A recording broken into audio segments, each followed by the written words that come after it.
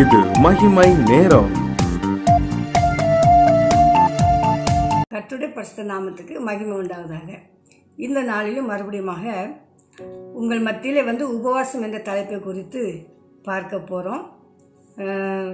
அதாவது 2 சாமுவேலில் 12ஆம் அதிகாரத்தில் 16ஆம் வசனம் முதல் 20ஆம் வசனம் வரை வேணும்னா பைபிள் எடுத்து வாசிக்கலாம். இந்த பகுதியில் நம்ம பார்க்குறோம், தாவீது ராஜா உபவாசம் இருக்கிறாங்க. எதற்காக இருக்கிறாங்க அப்படின்னா, ஒரு காரணத்தோட உபவாசம் இருக்கிறாங்க. சரியா? அதே மாதிரி வேதாகமத்தில் இன்னும் இயேசு கிறிஸ்துவ பார்த்தோம், அவங்களும் உபவாசம் இருந்தாங்க. எத்தனை நாள் இருந்தாங்க? 40 நாள் இருந்தாங்க. மோசையை பார்க்குறோம், அவங்களும் உபவாசம் இருந்தாங்க. அவங்களும் எத்தனை நாள் இருந்தாங்க? 40 நாள் இருந்தாங்க. இப்படி எல்லாரும் வேதத்தில் ஒரு சிலர் பார்க்கும்போது 40 நாள் உபவாசம், 6 நாள் உபவாசம், 7 நாள் உபவாசம்னு சொல்லி இருக்கிறத பார்க்குறோம். இன்றைக்கு ஜனங்கள் எப்படி உபவாசம் இருக்கிறாங்க? எல்லாரும் 40 நாள் இருக்கிறாங்கன்னு சொல்லி நம்ம இருக்கக்கூடாது. ஒரு காரணம் வேணும். இப்போ தாவீது ராஜா இந்த பகுதியில் உபவாசம் இருக்கிறாங்கன்னா 6 நாள் இருந்தாருன்னு பார்க்குறோம். ஏன்னா அந்த 6 நாளுக்குள்ள ஒரு சம்பவம் நடக்குது. அந்த காரியம் அவருக்கு வேணும், அந்த காரியம் நடக்கணும். அது தேவை உள்ள ஒரு காரியம், அதுக்காக உபவாசித்தாரு. சும்மா கண்டதுக்கெல்லாம் நினைச்சதுக்கெல்லாம் நம்ம இருக்கிறதுல அர்த்தம் கிடையாது. முதலாவது ஒன்று புரிஞ்சுக்கிடணும், உபவாசம் என்றால் அர்த்தம் என்ன? அநேகருக்கு உபவாசம் பொதுவாக உபவாசம் சொன்னால் சாப்பிடக்கூடாது, ஜெபம் பண்ணணும், கோயிலுக்கு போகணும், இது மட்டும்தான் நினைக்கிறாங்க. உபவாசம் என்கிற வார்த்தைக்கு அர்த்தம் என்ன என்று பார்த்தா, உப கூட்டல் வாசம், உபவாசம், அதாவது வாசம் இருப்பது. இப்போ நம்ம சொல்றோம் இல்லையா, தலைவர், உப தலைவர், தலைவருக்கு மேல கீழே இருக்கிறது உப தலைவர் சொல்றோம் இல்லையா, அதே மாதிரி தான் உபவாசம், தேவனோடு வாசம் செய்கிறது உபவாசம், அதுதான். அப்படியானா சும்மா நான் உபவாசம் இருக்கிறேன்னு சொல்லிட்டு நாங்கள் 40 நாள் கஸ்தி நாள் நாங்கள் உபவாசம் இருக்கிறோன்னு சொல்லுவாங்க அநேகர். உலகம் அதை தான் இன்னைக்கு செய்யுது. அந்த 40 நாள் என்ன செய்வாங்க, அவங்க உபவாசம் சொல்லி சாயங்காலம் வரை சாப்பிடாம இருப்பாங்க, திரும்ப சாப்பிடுவாங்க. அப்புறம் 40ஆம் நாள் ஈஸ்டர் கொண்டாடுறாங்களே, அன்னைக்கு பார்த்தீங்கன்னா பெரிய எதெல்லாம் நம்ம தொடக்கூடாத சில குடும்பங்களில் வேதம் எதெல்லாம் அருவருக்கிறதோ அந்த காரியெல்லாம் அங்கே நடக்கும். அதை தேவன் அருவருக்கிறார். அப்படிப்பட்ட உபவாசம் இல்லை. நம்ம வேதத்தில் பார்க்க போனால் மோசே உபவாசித்தாங்க 40 நாள். எதுக்காக? நியாயப்பிரமாண கட்டளையை பெறுவதற்காக ஆண்டரோட கூட உபவாசித்து இருந்து இரவும் பகலுமா இருந்து அந்த கட்டளையை மோசே வாங்கி கொண்டு வந்தாங்கன்னு பார்க்குறோம். அதே மாதிரி இயேசு 40 நாள் இருந்தாங்க. அப்படின்னா எதுக்கு இருந்தாங்க? தன்னுடைய ஊழியத்தை தொடங்கும் முன்பதாக இயேசு 40 நாள் என்ன செய்யறாங்க? உபவாசம் இருக்கிறாங்க. அந்த 40 நாள் முடிவில் தான் பிசாசானவன் சோதிக்கும்படியாக வருகிறான் என்று மத்திய பகுதியில் நம்ம பார்க்கிறோம். சரிதானே? அதே மாதிரி உபவாசம்னா நம்ம சும்மா எல்லா வேலையும் செய்கிறோம், இஷ்டத்துக்கு வேலைகளை செய்கிறோம். ஆனால் வயிறை மட்டும் என்ன செய்வோம்? வாடை போட்டுருவோம். வேலையில் செய்யிட்டு அந்த குறிப்பிட்ட ஜெப வேலையில் மட்டும் நம்ம சர்ச்சில் போய் கலந்துக்கிடுவோம். ஜெபம் முடிச்சுட்டு வந்தோன்னு நினச்சோம், இன்னைக்கு உள்ள உபவாசம் முடிஞ்சது, நான் சாப்பிடுன்னு சொல்லி சாப்பிடுவோம். எதை செய்தாலும் ஒரு நோக்கத்தோட ஒரு அர்த்தத்தோட நம்ம செய்யணும். இப்போ இங்கே பாருங்க, இந்த மோசே, இயேசு இவங்கெல்லாம் செய்தது மாதிரி நம்ம தாவீது ராஜா உபவாசம் இருந்தாங்கன்னு பார்க்குறோம். அவங்க எப்படி இருந்தாங்கன்னா, அவங்க எதுக்காக இருந்தாங்கன்னா ஒரு அர்த்தம் உண்டு. பத்சேபாளுடன் தாவீதுக்கு உறவு கொண்டது நிமித்தம் ஒரு குழந்தை பிறந்தது. அது பாவத்தின் நிமித்தம் அது கேவலமாக அவலட்சணமாக பிறந்திருந்தது. அது சாக கிடக்குது. ஆண்டவர் கொடுக்க தண்டனை, அந்த பிள்ளை சாக கிடக்குது. அப்போதான் தாவீது உபவாசிக்கிறாரு. எப்படி உபவாசிக்கிறாரு? இரவு மகளும் அவர் தரையிலே விழுந்து உண்ணாமல் என்ன செய்கிறாங்க? உபவாசிக்கிறாங்கன்னு பார்க்குறோம். எதுக்காக உபவாசிங்கன்னு பார்ப்போம். தாவீது அந்த பிள்ளைக்காக தேவனிடத்தில் பிரார்த்தனை பண்ணி, சும்மா இருக்கல, பிரார்த்தனை பண்ணி உபவாசித்து உள்ள போய் முழுவதும் தரையிலே கிடந்தான். ராத்திரி முழுவதும் அப்படியாட்டு எத்தனை நாள் இருந்தாங்களாம் சாப்பிடாம? 7 நாள். 6 நாள் முழுவதும் உபவாசம் இருந்துட்டு 7ஆம் நாளில் பிள்ளை செத்து போயிட்டு பதில் தெரியுது. இப்போ பிள்ளை உயிரோட தனக்கு வேணுங்கிறதுக்காக காரணத்துக்காக உபவாசம் பண்ணுனா, ஆனால் 7ஆம் நாள் என்ன ஆயிட்டு? பிள்ளை செத்து போயிட்டு அப்படின்னு செய்தி தெரியுது. ஆனால் வேலைக்காரங்க என்ன செய்றாங்க? பிள்ளை உயிரோடு இருக்கும்போதே விழுந்து கிடந்து இப்படி சாப்பிடாம உண்ணாம இருந்தார, இந்த செய்தியை நம்ம போய் எப்படி சொல்ல முடியும் அப்படின்னு வேலைக்காரங்களாம் யோசிச்சுட்டு ஒருத்தர் முகத்தை ஒருத்தர் பார்த்துருக்கும் போது இவருக்கு புரிஞ்சு போச்சு. நம்ம பிள்ளை இறந்துட்டு போல அப்படின்னு சொல்லிட்டு இவர் கேட்குறாரு, பிள்ளை செத்து போயிட்டோ அப்படின்ட்டு இவர் சொல்லி கேட்குறாரு. அப்போ அவங்க சொல்கிறாங்க, ஆமாம் செத்து போயிட்டு அப்படின்ட்டு.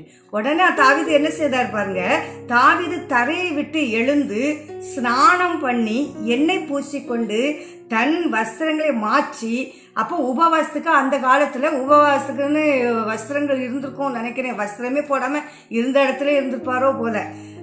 நம்ம இப்போ என்ன செய்யறோம், ஒவ்வொரு நாளும் ஒரு துணியை மாற்றிக்கிட்டு நல்ல ஆலயத்துக்கு போயிட்டு வரோம், அப்படிதானே உபவாசம் இருக்கிறாங்களாம். ஸ்நானம் பண்ணி எண்ணெய் பூசிக்கொண்டு தன் வஸ்திரங்களை மாற்றி கர்த்தருடைய ஆலயத்தில் பிரவேசித்து பணிந்து கொண்டு தன் வீட்டுக்கு வந்து போஜனம் கேட்டான். அப்பவும் ஆண்டோட்ட போய் ஆலயத்தில் போய் பணிந்து கொண்டு தான் வீட்டில் வந்து தான் என்ன கேட்குறான், அவரே கேட்குறாரு போஜனம் தாங்கான்னுட்டு. இப்போ ஊழியக்காரங்களுக்கெல்லாம் ஆச்சரியமா இருக்கு, எப்பா பிள்ளை சாகிறதுக்கு முன்னால உபவாசம் இப்படி சாப்பிடாம எடுக்காம இருந்தாங்க, பிள்ளை செத்துக்கணும்னு இவ்வளோ நீட்டாக வந்து சாப்பாடு கேட்குறாங்களே அப்படின்னு என்ன அப்படின்னு கேட்கும்போது அவங்க தாவீது ராஜா என்ன கேட்க சொல்றாங்க தெரியுமா, பிள்ளை இன்னும் உயிரோடு இருக்கையில் பிள்ளை பிழைக்கும்படிக்கு கர்த்தர் எனக்கு இறங்குவாரோ எப்படியோ யாருக்கு தெரியும், அதாவது ஆண்டவர் இறக்கம் செய்ய மாட்டாங்களா அப்படிங்கிறதுக்காக நான் ஆண்டோட சமூகத்தில் அழுதேன், உபவாசம். இனி எனக்கு வந்து புரோஜனம் இல்லை, பிள்ளை செத்து போன பிள்ளை வராது, நாம தான் அங்கே போகிறோம். அப்போ இந்த காரணத்தை பாருங்க, உபவாசம் இருந்தது எதுக்காக, தன்னுடைய பிள்ளை தனக்கு பிழைத்து கிடைச்சிட மாட்டானா அப்படின்னு சொல்லி தான் தாவீது ராஜா உபவாசிருக்காங்க. அப்போ நாம எதுக்கு உபாசிக்கிறோம் அப்படின்னு திரும்ப நம்ம யோசித்து பார்த்தா, எத்தனை மணி நேரம் இவரை நம்ம இருக்க முடியுமா, 6 நாள். சரி, அவர் சாப்பிடாமையே முழுதும் விழுந்து கிடந்து இருக்காரு, ஆண்டோட்டு ஜெபிச்சுட்டே இருந்திருக்கிறாங்க.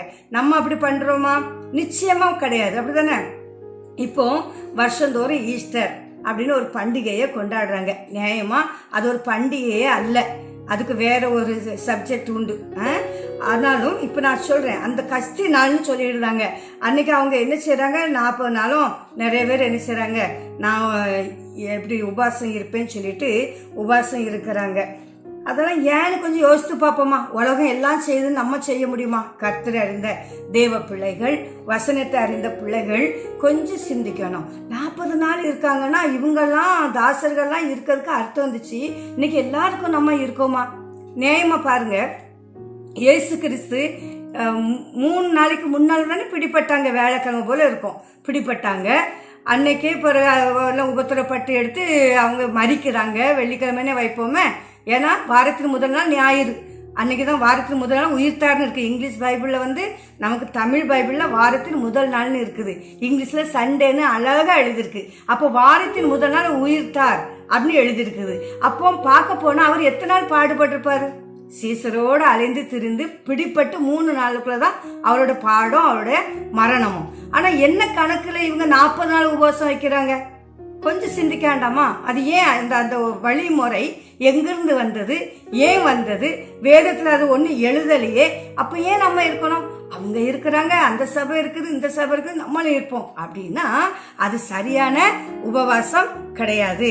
அதுலயும் நான் என்ன சொல்றேன், உபவாசம் என்பது அந்த நாட்கள், இன்னைக்கு தான் இருக்கிறேன், நான் உபவாசம் காலையிலேருந்து இருக்கிறேன்னா சரி, ராத்திரி உணவு உண்ணதுக்கு முன்னது வர என்னுடைய இஷ்ட போக்களெல்லாம் நான் பேசுறதும், சும்மா பக்கத்து வீட்டுக்கார்ட்ட போய் பேசுறதும், இங்கே போய் உலக காரியத்தை பேசுறதும், இஷ்டத்துக்கு வீட்டுல வேலைகள் சமையல் எல்லாம் செய்யறதும், திரும்ப ஒரு 10 நிமிஷம் 20 நிமிஷம் ப்ரேயர் பண்ணிட்டு முடிக்கிறது உபவாசம் அல்ல.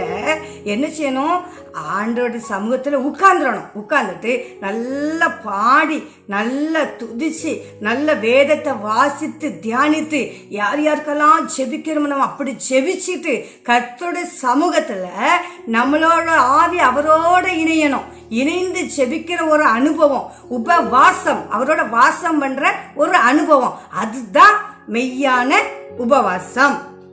சும்மா கண்டபடியெல்லாம் நடந்துட்டு போய் கொஞ்ச நேரம் ஜெபிச்சுட்டு பண்றது, அதற்கு பெயர் உபவாசம் அல்ல. இதை நல்லா புரிஞ்சிடுங்க.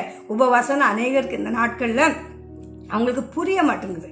புரியாம அவங்க என்ன செய்யறாங்கன்னா, எல்லாரும் இருக்கிற மாதிரி இருக்காங்க. இப்படி எத்தனை நேரம் உங்களால இருக்க முடியுமோ இருக்கலாம், எத்தனை மணி நேரம், 1 நாளா 2 நாளா அல்ல 2 மணி நேரமா, எவ்வளவு நேரம் இருக்கீங்களோ அதுக்கு பேரு தான் என்னது, உபவாசம். இப்போ ஒரு சின்ன கதை சொல்றேன் உங்களுக்கு. ஒரு 9-10 வயசுக்குள்ள ஒரு சின்ன பிள்ளை இருந்துச்சான். இந்த பிள்ளை ஒரு நாள் என்ன செய்யுதுன்னா, அழுதுகிட்டே இருந்திருக்கு.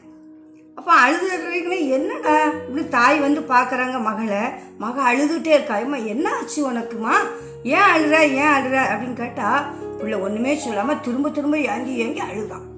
உடனே தாய்க்கு ஒன்றும் புரியல, என் பிள்ளை எதுக்கு அழுதோ தெரியலையே ஆண்டவரே சொல்லிட்டு அவளும் பிள்ளைய பிடிச்சிக்கிட்டு அவளும் இருந்து அழ ஆரம்பிச்சாச்சான்.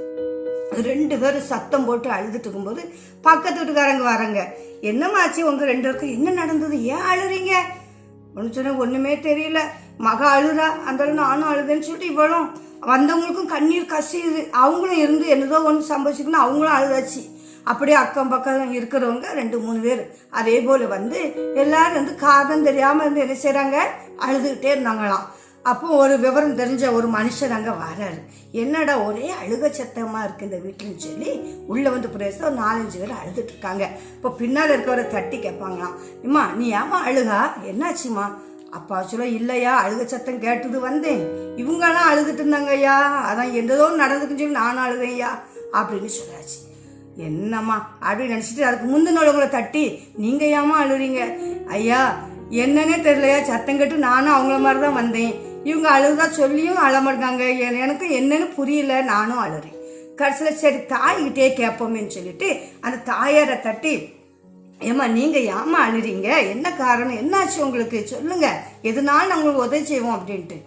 இல்லையா எனக்கு தெரியல, என் புள்ள சொல்லாமல் அழுதா, நான் வேலை பார்த்துட்டு இருந்தேன், அந்த அழுக சத்தத்தை கேட்டு என்னால் தாங்க முடியலையா, நானும் அழுதேன்யா. ஏம்மா நீ புள்ளட்ட கேட்டியா என்னத்துக்கு அழுகன்னு? ஆமாய்யா கேட்டையா, ஒன்றும் சொல்லலையா, நானும் எனக்கு தாங்க முடியலையா, என் புள்ள அழுகதை பார்த்துனாலாம்.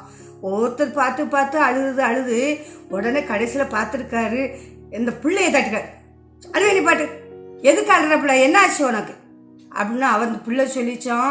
இல்லை எனக்கு இப்போ 9-10 வயசு ஆகுதா, நான் இன்னும் கொஞ்ச நாளில் நான் பெரிய மனுஷி ஆவேனா, திரும்ப எங்கள் அம்மா கல்யாணம் கட்டி கொடுப்பாங்களா, திரும்ப நான் போவேனா, திரும்ப நான் வாழ்வேனா, கொஞ்ச நாளில் குறிப்பிட்ட நாள் வரும்போது நான் செத்து போவேனே, அது நினச்சேன்னு நான் அழுதுட்டேன், எனக்கு செத்து போவேன்னு பயமாயிட்டு அதான் அழுதேன் அப்படின்னு சொல்லி அழுதுதான்.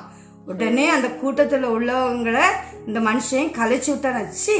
இது சின்ன பிள்ளை சின்னத்தனமாக யோசித்ததை என்னென்ன புரியாமல் இவ சேரன்னு கூட்டமே இருந்து அழுதுட்டு இருக்கீங்களே அப்படின்னு சொல்லி இந்த கூட்டம் கலைக்கப்பட்டதுன்னு பார்க்குறோம். இதே போல தான் எல்லாரும் உபவாசம் இருக்காங்க கஷ்டி நாள், அதனால நாங்களும் உபவாசம் சொல்லி இன்னைக்கு உலகம் முழுதும் என்ன செய்யுது, அவங்க உபவாசத்தை கடைபிடிச்சிட்டு இருக்கிறாங்க. ஆனால் உபவாசம் வந்து அப்படி இருக்கக்கூடாது, எல்லாரும் இருக்காங்கன்னு இருக்கக்கூடாது, அர்த்தத்தோடு இருக்கணும். தேவ சமூகத்தில் எத்தனை மணி நேரம் இருக்க முடியுமோ அத்தனை நேரம் இருக்கலாம்.